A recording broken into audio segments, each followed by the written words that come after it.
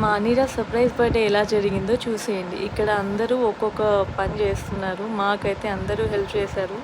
And నేనైతే మా ఇంట్లో ఉన్న పాతవి కొత్తవి టెడ్డీస్ అన్ని తీసుకొని వాటికైతే బర్త్డే క్యాప్స్ పెట్టేశాను. అనిరాకి సాఫ్ట్ టాయ్స్ అన్నా ఇంకా బెలూన్స్ అన్నా చాలా ఇష్టం. సో అనిరా అయితే ఆ బెలూన్స్తో ఇలా ఆడుకుంటుంది.